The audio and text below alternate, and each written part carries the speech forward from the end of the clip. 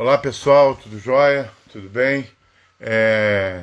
Nós quisemos gravar essa palavra e acabou que eu errei aqui na operação. Estamos iniciando, ainda bem que eu tenho alguns irmãos que estão me ajudando.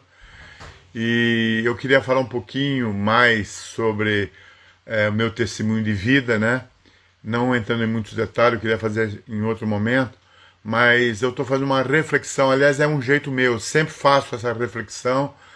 Desde que eu me converti, eu tenho esse jeito de olhar para trás, analisar o que deu certo, o que não deu certo, olhar para o futuro, aonde Deus está querendo nos levar, me levar minha casa, minha família, os irmãos que eu estou vinculado, que eu cubro, os meus discípulos, e também para traçar o presente, ok? E eu gostaria de colocar paralelo a isso a questão da pandemia. Para mim, a pandemia, no meu entendimento, é um sinal do início das dores. Quando Jesus fala em Mateus 24, ele fala sobre que não ficará pedra sobre pedra, e depois vem os discípulos perguntando para ele, né? Perguntando se quais sinais seriam, né, dado antes da volta dele, né, antes do final dessa era, desse período. E Jesus responde em 4 versículos separados, né, no versículo 4, no versículo 5, no versículo 11 e no versículo 24, sobre engano, o cuidado do engano, né, da mentira, da sedução. E é o sinal que ele começa, os dois primeiros são referentes ao mesmo sinal, o engano, e é o sinal que é mais falado, né? A gente só fala sempre de guerra, rumores de guerra, o amor vai se esfriar, tal, mas esse é o sinal muito forte. E para mim a igreja tem que estar muito cuidadosa, porque ela pode estar sendo, e com certeza está sendo rodeada de todo tipo de engano. E na pandemia, alguns poucos irmãos, mas graças a Deus, ficaram mais sensíveis àquilo que Deus está falando. Isso foi muito bom. Mas infelizmente outros irmãos, outros grupos de igrejas não tomaram esse cuidado e houve divisão, houve muita coisa que jamais era para ter feito no meio de um momento de sinais de Deus para nós.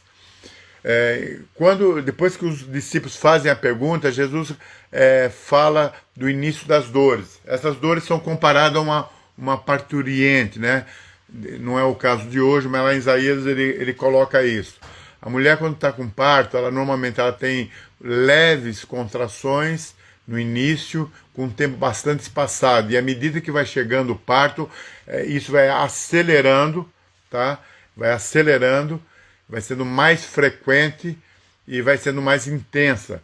E ali no início das dores, o Senhor separa em dois grupos.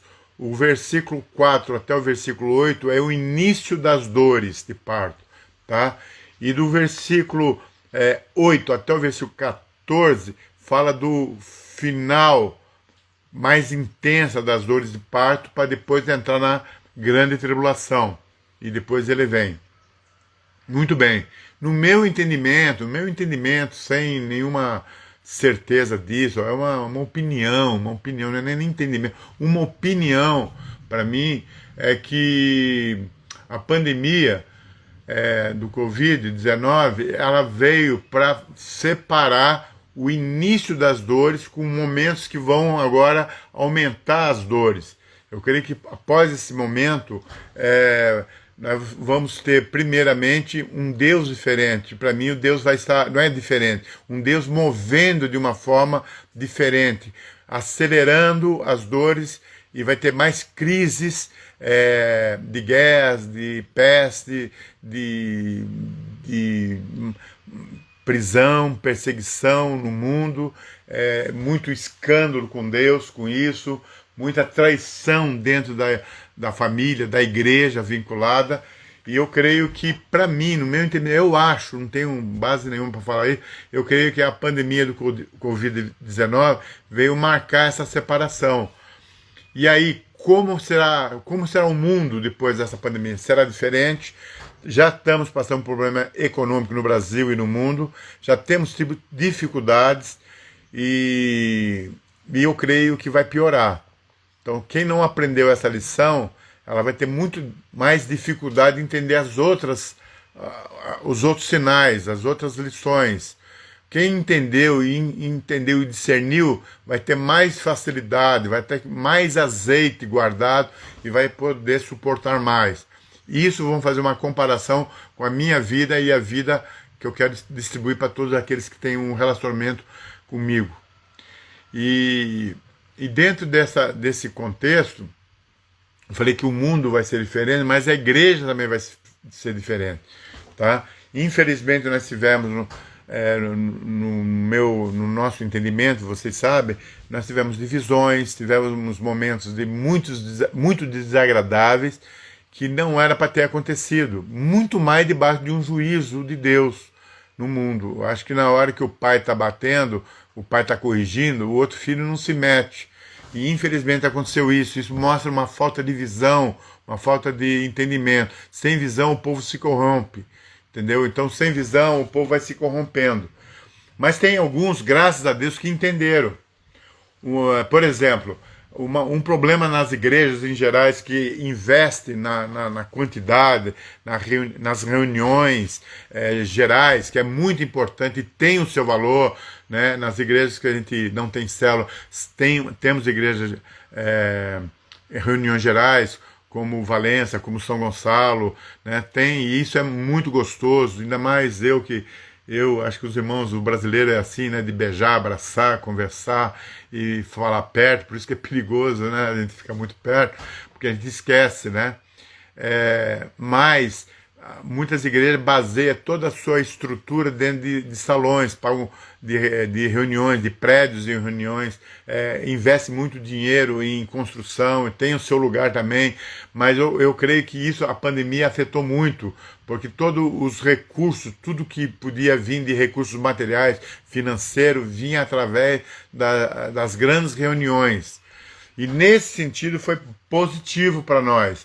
Eu vejo que os discípulos que têm andado comigo, os irmãos, os pastores, os obreiros, nós não perdemos nesse sentido. Quem estava vendo e está vendo o que Deus está fazendo, pelo contrário, nós aumentamos a nossa comunhão, aumentamos o nosso relacionamento, aumentamos o nosso vínculo, né? E eu creio que isso foi muito, muito proveitoso. Só que os dias vão vir, como diz lá em Amós 8, de 11 a 13, que vai ter muito problema de nós discernirmos a palavra. É difícil discernir a palavra, mas Deus tem ministérios da palavra, tá? Lá diz assim: eis que vem dias, diz o Senhor, em que enviarei fome sobre a terra, não de pão, não de sede, nem de sede de água. Tá? Enviarei fome sobre a terra, não de pão, e nem de sede de água, mas de ouvir a palavra do Senhor. Andarão de mar a mar, do norte até o oriente, correrão por toda parte, procurando a palavra do Senhor, e não a acharão. Naqueles dias, as virgens formosas e os jovens desmaiarão de sede. Então, eu percebi que alguns irmãos que têm mais um peso profético foram bastante, assim, requisitados nesses dias para quem estava procurando entender o que estava acontecendo. Né? Eu estou num momento, graças a Deus, de muito trabalho, muita live, muita conversa com famílias, tudo procurando entender, porque alguns sabem que eu gosto da palavra, gosto da palavra profética, estudo sobre isso, volta de Jesus, então foi um assunto bastante feito por nós, tá? Muito bem, quanto à minha vida, eu coloquei aí no dia, né, ontem, né, postei aí, no caso do Instagram, e as igrejas estão recebendo isso, né? A igreja de São Gonçalo especialmente, que eu estou falando com ela agora, eu falei que eu tinha 4 anos de idade quando eu tive a consciência da morte, né? Resumindo, depois com 7 anos de idade eu falei que a minha avó falou sobre o propósito eterno de Deus, eu descobri o propósito eterno de Deus, que desde os 4 anos eu estava buscando qual era o propósito da vida, e entendi que o meu chamado era para falar da volta de Jesus e o estabelecimento do seu reino aqui na terra. Dos 7 aos 17, eu tive aquele período de pré-adolescência, falei que as tentações da mocidade, o vício de cigarro, tudo aquilo, eu não entendia a graça, achava que tinha tinha que ser por merecimento ou fazer alguma coisa. E graças a Deus que com 17 anos eu tive esse encontro no dia 24 de outubro de 1971 com Deus. E graças a Deus de lá para cá tenho caminhado pela graça de Deus, pelo amor de Deus, tenho andado. Depois eu fui para vida militar, fiquei lá na Marinha 1 ano e pouco, não tive contato com nenhuma instituição religiosa, assim. Eu frequentei a Igreja Presbiteriana Independente lá em Santa Catarina, mas ia assim cada um mês, de 2 em 2 meses, porque a gente praticamente não tinha folga. E foi bom, por um lado, porque toda a minha criação na igreja foi muito baseada na palavra de Deus. Eu me converti já lendo a palavra. E praticamente os 400 alunos que chegaram na escola, todos os cristãos se desviaram, com exceção de eu que eu fiquei, estava chegando, e um irmão, um amigo meu, chamado Amaral, né, um colega de escola. Ele era da Assembleia de Deus, começou a falar sobre a necessidade do Espírito Santo, de batizar. Então, na verdade, foi um momento muito bom. Fui para San Diego, na Califórnia, fui batizar com o Espírito Santo lá. Voltei, trabalhei com os jovens da Maranata, ali do Paulo Brito. Depois Deus me deu, não vou entrar aqui em detalhe, sobre paternidade, sobre também Ministério da Palavra. Casei com a Norminha. Aí fui para servir lá em Quintino. Depois trabalhei também já mais no trabalho extralocal, tá? Meu primeiro trabalho extralocal foi Itabuna e Baixa Grande, que eu fui enviado pelo irmão John Walker e o Haroldo Walker, que me enviaram lá. Itabuna eu não tenho certeza, mas Baixa Grande, graças a Deus, até hoje está lá na Bahia, está firme, os irmãos. A gente se encontra sempre quando tem encontro lá em São Paulo, né? Aí eu comecei a me estabelecer mesmo na igreja local, que me deu base para ser lançado, a querida igreja de São Gonçalo.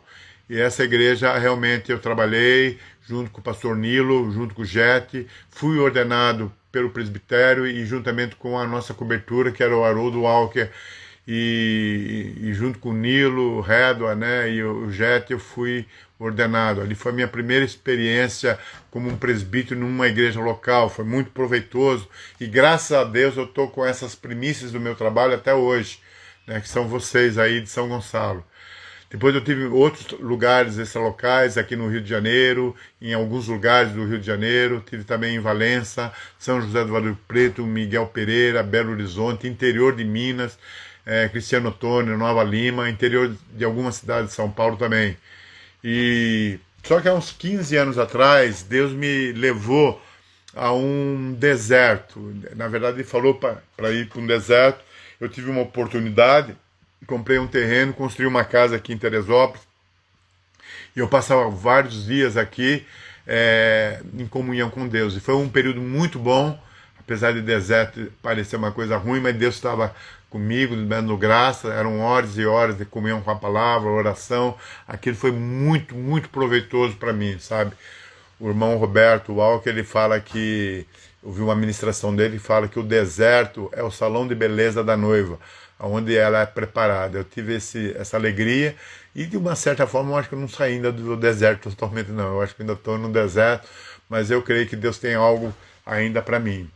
Muito bem, depois veio aquela experiência que eu fiz também no dia 19, eu fiz uma chamadazinha sobre uma doença mortal, do câncer que o Senhor me livrou naquela cirurgia, Ele me abençoou, me avisou antes, né?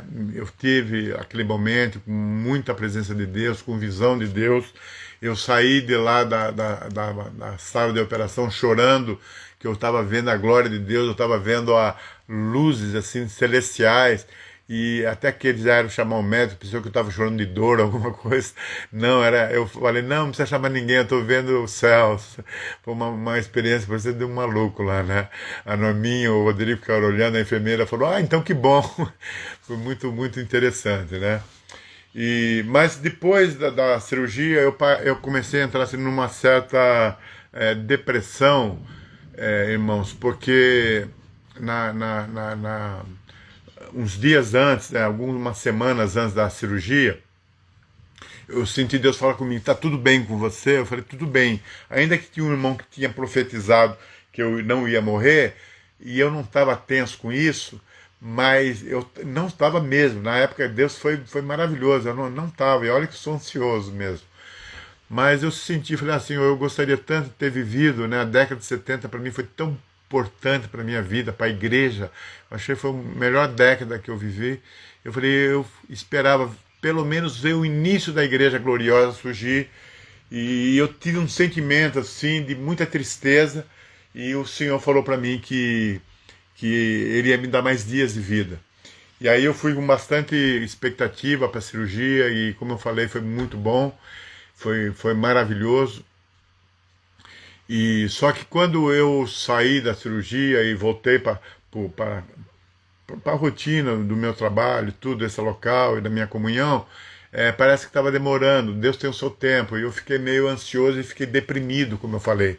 Fiquei deprimido, falei, puxa vida, eu não, a igreja não está mudando, ela está com as suas dificuldades, e parece que eu não. E eu estou falando de igreja mesmo que eu trabalho, né? A igreja em geral também, né? Mas aí eu tive um pedido a Deus, tá? Que eu cheguei a falar para alguns irmãos, eu acho que eu até falei aí em São Gonçalo, que eu pensei em Deus me levar, tá?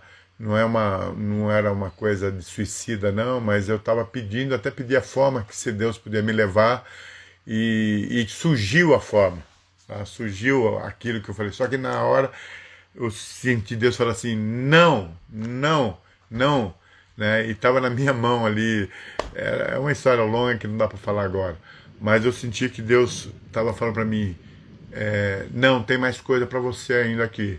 E aquilo me animou, fiquei um pouco abatido de ter pedido aquilo para Deus.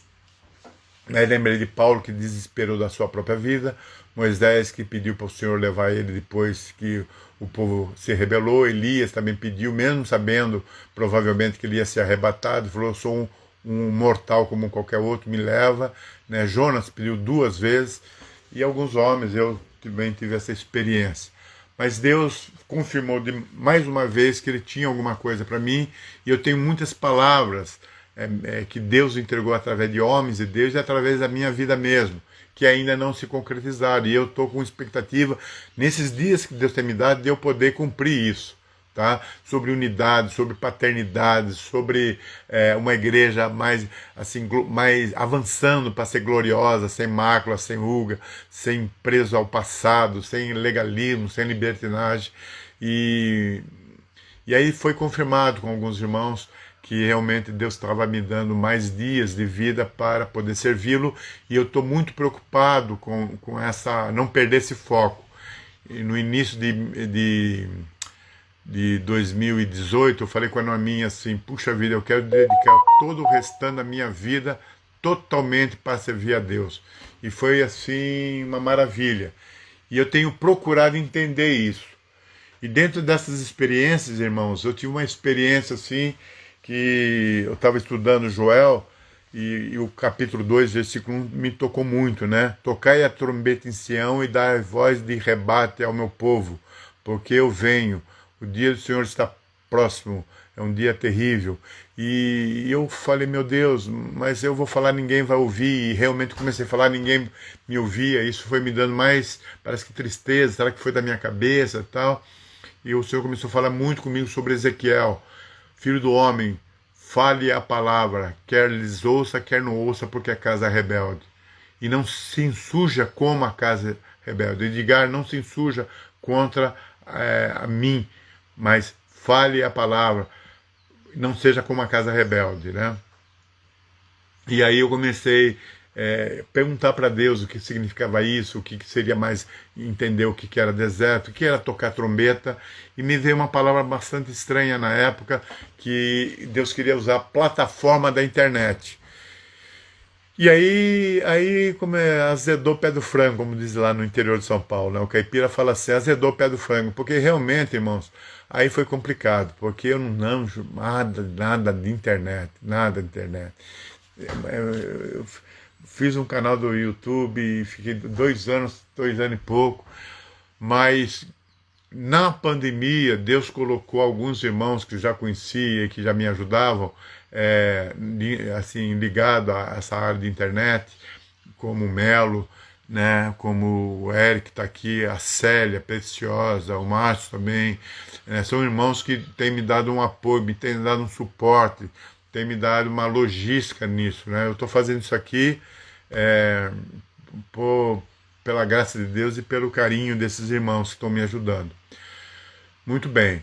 Só que isso demorou. Na verdade, eu fiquei com uns 3 anos com essa palavra até vir a pandemia que pôde acelerar. E temos que aproveitar o máximo, irmãos, porque nós não sabemos até quando a internet vai estar liberada para nós.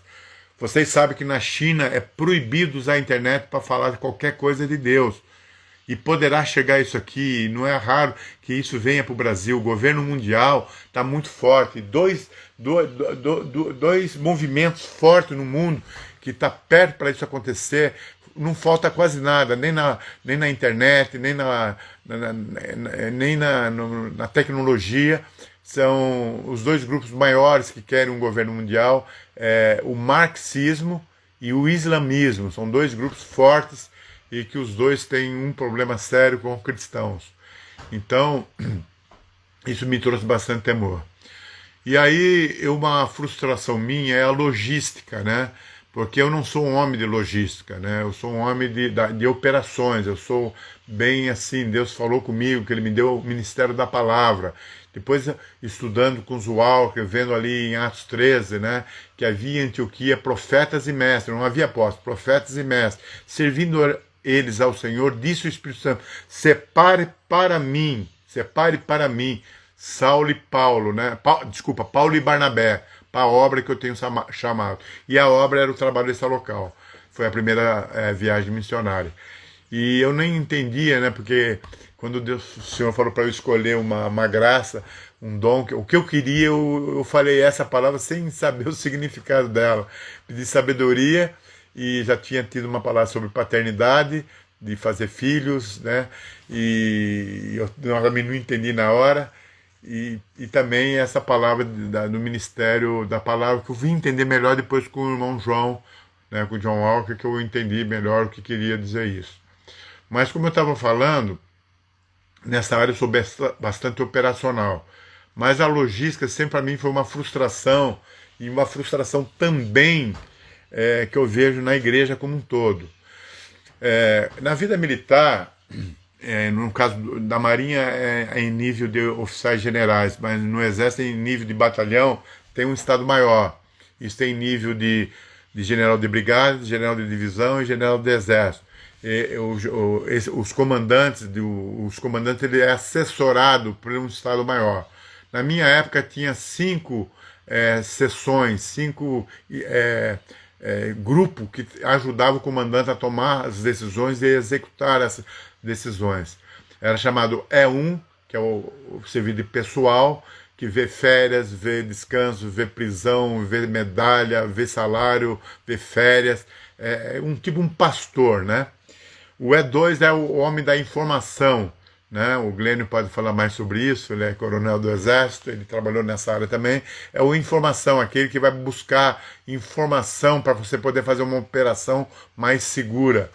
Tá? A terceira área, que foi a área que eu mais trabalhei no Exército, foi a área de operações.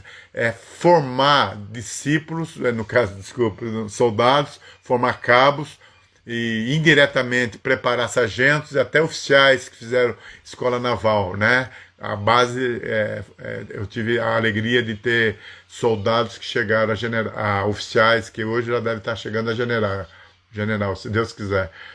E essa área é a área, então, operacional, que é o que eu trabalho na prática também, né? Eu sou a pessoa que eu gosto de ensinar, gosto de preparar, formar obreiros, a maior parte dos irmãos que eu trabalho são obreiros, muitos desses são presbíteros, né? Sei lá, já ordenei mais de 30 irmãos e tudo, então é uma graça que Deus colocou em mim, mas eu não tenho a graça do E4, o E4 é a logística, tá?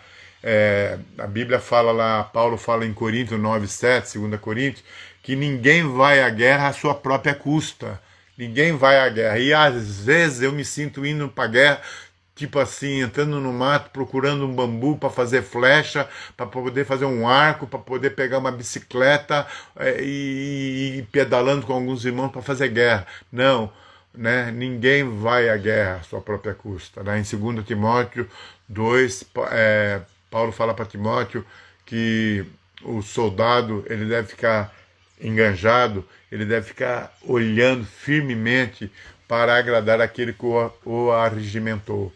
E a logística na vida militar é a logística que supre. Não adianta um batalhão de artilharia se ele não tiver mais munição. Não adianta um trabalho de cavalaria, um trabalho de comunicações, não adianta nada se não tiver uma boa logística que vai dar a comida para o soldado, para os oficiais, vai dar alimentação, vai dar vestimenta, se for necessário, de frio, tudo, vai dar combustível, vai dar munição, vai dar a saúde, vai ter hospitais para tratar, e isso, infelizmente, na igreja eu vejo que, como exército, Senhor, e exército é uma figura muito bonita, inclusive, muito importante, porque as duas últimas figuras da igreja estão lá em Apocalipse, é a noiva e um exército, tá? Então essa logística eu estou assim aguardando, esperando que Deus levante, e eu espero entre nós aqui que surja corações de pessoas dessa área, que vai dar a provisão, o estoque, a necessidade, vai atender as necessidades daqueles que estão na parte de operação. O E5 é a comunicação social, só para vocês entenderem, e depois da minha época surgiram outros auxiliares.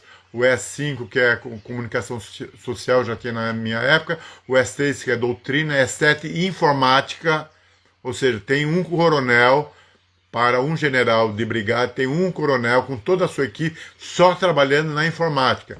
Tanto é que o quartel que eu servia, ele foi transferido para Brasília e foi mudar de nome, né? Batalhão de Guerra Eletrônica, né? É um trabalho de informática.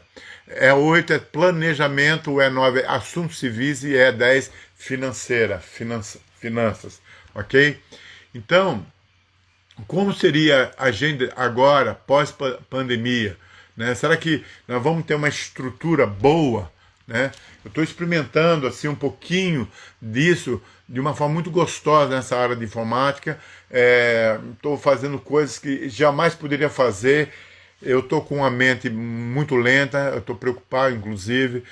Graças a Deus, a minha leitura da palavra, eu consigo guardar, eu consigo ter um discernimento claro, sou bem consciente daquilo que eu tenho aprendido de Deus, mas eu tenho tido dificuldade de memória, como vocês sabem. Isso tem me trazido assim bastante preocupação, e eu não teria condições no momento de me envolver com outras coisas, entendeu? Então, por exemplo, eu preciso de uma estrutura para poder resolver algumas coisas minhas, como até coisas simples, né? Eu perdi onde eu deixei um dinheiro que era para pagar uma conta, não paguei, perdi a conta, e já tinha uma conta atrasada. Eu nunca atrasei nenhuma conta, irmão, nunca atrasei nenhuma conta, a não ser quando a conta chega atrasada para mim. E graças a Deus eu pedi um auxílio de socorro aí pro Vander, e o Vander me socorreu aí, mas eu não achei a conta ainda, tá?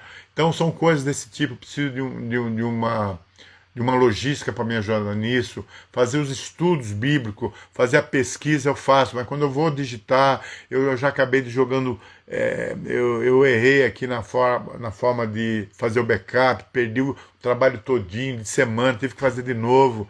Ontem quase fiz isso, graças a Deus que o Senhor me socorreu. Então eu precisava disso. Eu tive uma época aqui, há uns 15 anos atrás, que eu tinha uma menina que me ajudava aqui, ela ia preparando os estudos enquanto eu ia fazendo a parte de pesquisa, anotações, né? Eu estou falando dessa parte fora da comunhão íntima com Deus, tá bom?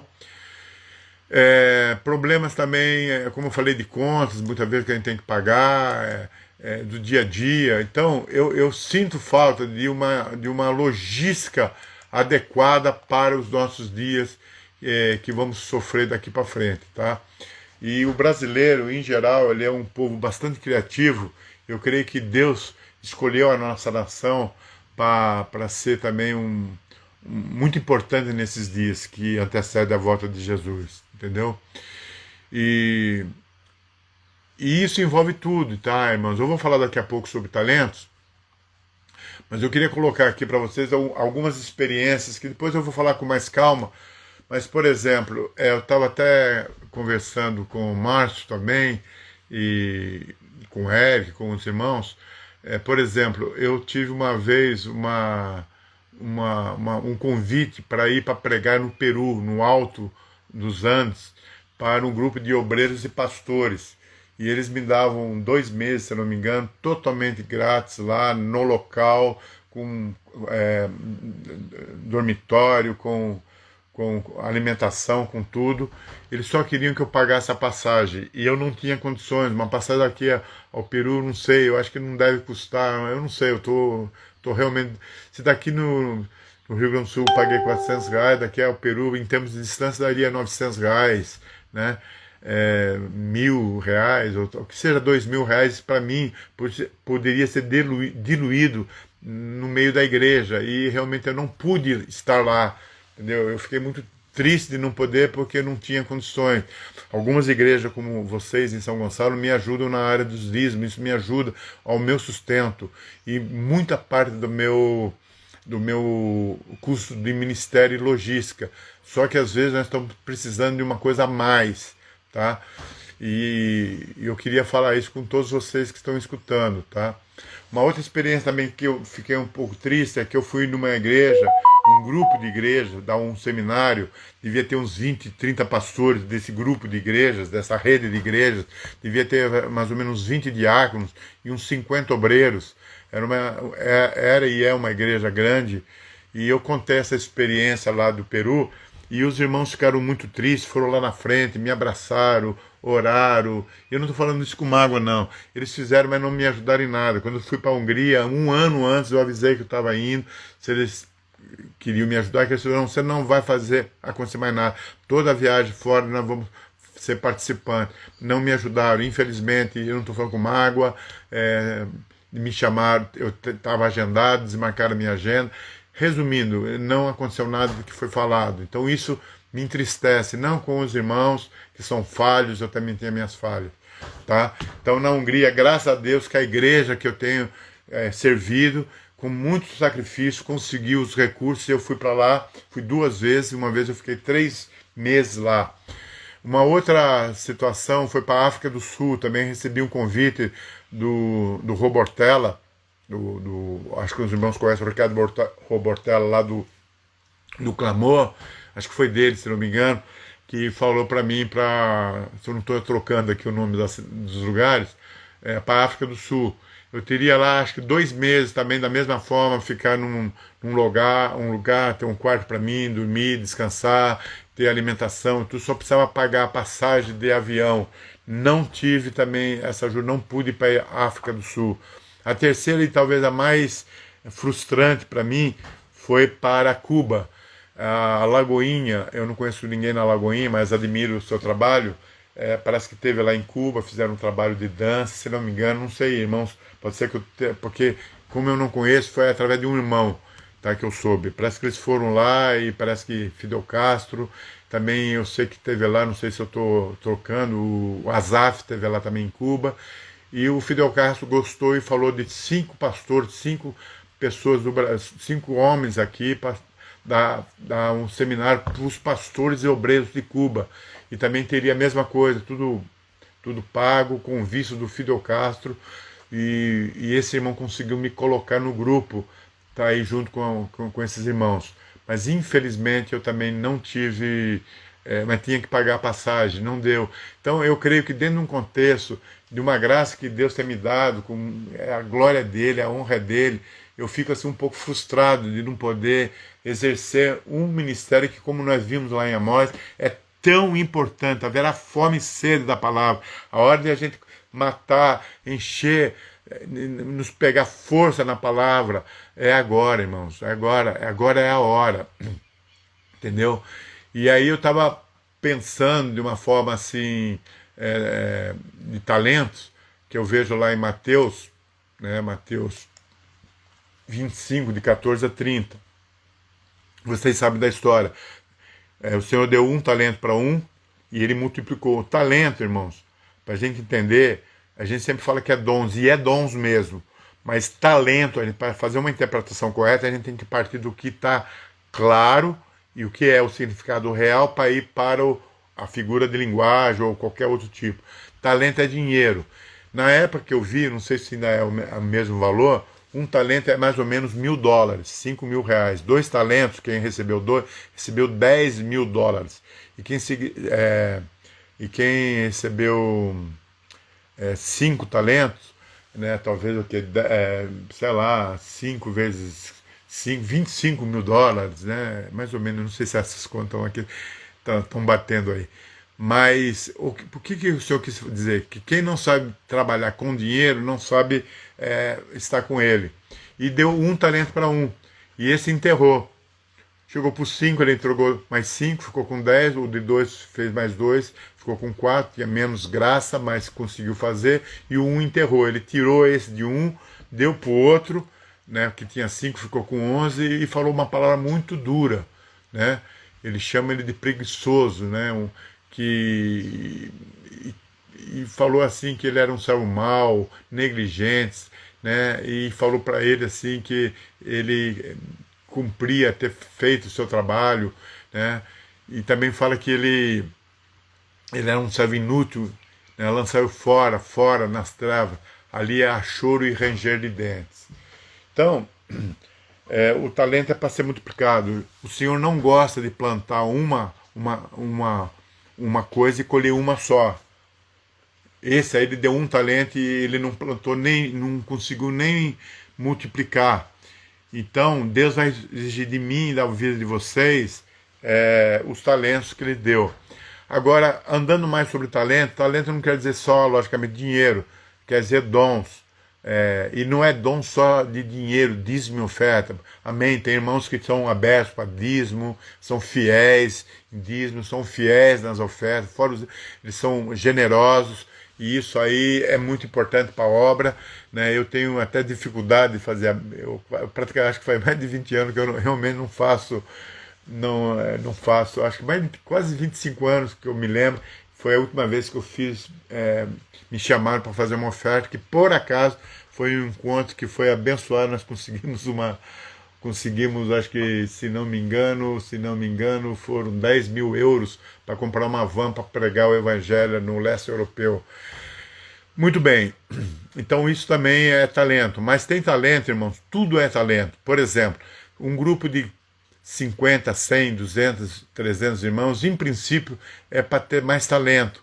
Quando você tem mais irmãos, existe, como está acontecendo aqui, irmãos de São José do Vale do Preto, irmãos de São Gonçalo, irmãos daqui, né, de São Gonçalo, irmãos lá de Campo Grande, irmãos lá do Rio de Janeiro, né, a irmãzinha Célia, todos estão me ajudando na internet, tá?